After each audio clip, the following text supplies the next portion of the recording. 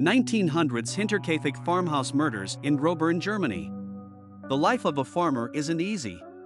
You have to get up early in the morning, tend to the livestock, or till fields, sow seeds, and reap the crop. It's hard work, but at least you're safe from many of the dangers of more urbanized areas, or so you'd think. On April 4, 1922, Lorenz Schlittenbauer and his friends entered the barn of the farmstead to find 4 members of the Gruber family brutally bludgeoned, lying dead under the hay. They also found the family's youngest child and the maid slaughtered in their beds. What exactly happened? The Hinterkaifeck farmstead was owned by Victoria Gabriel, a widow of 35 years. She had 2 children, 7-year-old Kazilia and 2-year-old Joseph. Victoria's parents Andreas and Kazilia, who shares a name with her granddaughter, Gruber, lived with them and helped around the farm. Strange things began happening at the house long before the massacre, however. 6 months earlier, the family's maid quit working at the farm. According to her, she heard footsteps in the attic and felt like she was being watched. There was no evidence to support the claims to the police, and soon after, a new maid, Maria Baumgartner, prepared to begin her own employment on March 31st of that year. In addition to these strange occurrences, Andreas had mentioned to neighbors not long before his murder that he had seen 2 sets of footprints in the snow leading to the house from the nearby woods. There were no tracks headed away from the house. On top of that, he had found a newspaper in the house which didn't belong to anyone in the family or to any of the neighbors, which meant the postman didn't leave it there by mistake. The discovery. Only a few days prior to the discovery of the murders, a number of people had gone to the homestead and noticed that none of the family members were working and their dog was nowhere to be found. They described it as eerily quiet and claimed the mail was piling up where the postman had left it. Catching wind of this, Lorenz Schlittenbauer, one of the neighbors, gathered 2 of the other neighbors, Jacob Sigel and Michael Pohl, and went to investigate. Arriving at the house, they found all the doors were locked, and so they walked to the barn and found the entrance to the machinery room open. From there they entered the stable, in which under a board covered in hay, they found the bodies of Andreas, his wife Kazilia, their daughter Victoria, and her daughter Kazilia. All of them had been killed by bludgeoning to the head. The older Kazilia showed signs of strangulation, and the younger Kazilia had torn her hair out while awaiting death in agony. The barn was connected to the house via a hallway, from where Schlittenbauer entered the living room and unlocked the house's door for the other 2 neighbors. They found 44-year-old Maria Baumgartner in her bed, and Joseph in his crib, both with similar bludgeoning injuries.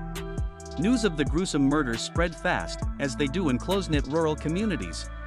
Many of the locals came to the house and inadvertently corrupted the crime scene by poking and prodding and destroying evidence before eventually alerting Munich police to the situation.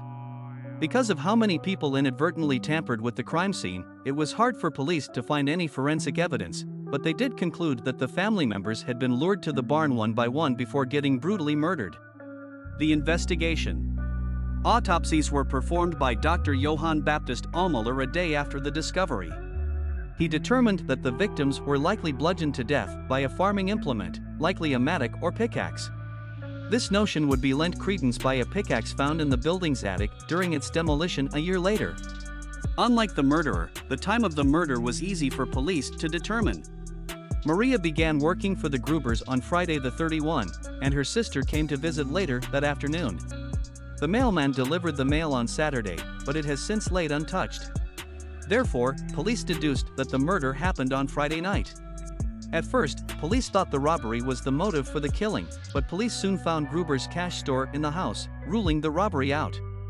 Evidence suggested that someone had been staying at the house sometime after the murder. Someone had been preparing food and feeding the animals.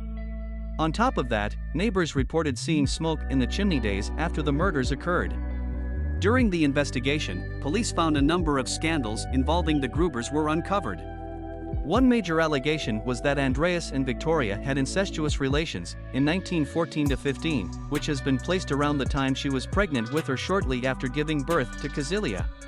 Victoria claimed that Kazilia's father was Karl Gabriel, who was killed in battle in 1914. Not long after the 2 married, Karl returned to his parents' homestead before going off to war. A witness speculated that this was a result of Victoria and Andreas's indiscretions, likely due to already present questions regarding the identity of Kazilia's true father. The court found Victoria and Andreas guilty and sentenced them both to a year in prison, though another report claimed Victoria only served a month.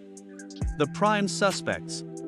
First, to be named as suspect in the murders was Schlittenbauer himself, who initiated the search for the Grobers. Police interviewed him in 1931 as part of the investigation. In the interview, he claimed that he had begun sleeping with Victoria in 1918. She asked him to marry her, and he was willing to, but suspected he was not the father when she told him she was pregnant. He had heard about her indiscretion with Andreas and thought the child might be his.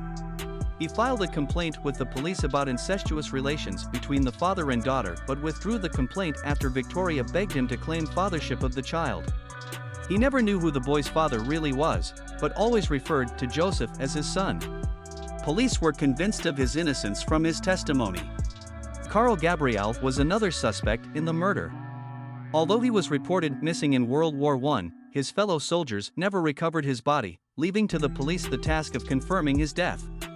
Theories rose up about Karl taking revenge on the Grobers as he didn't believe Joseph was his son, but the search for Karl ceased when a few of his comrades confirmed seeing his dead body. Despite this, the story picked up traction again when German prisoners of war claimed to have seen Gabriel in a Soviet uniform.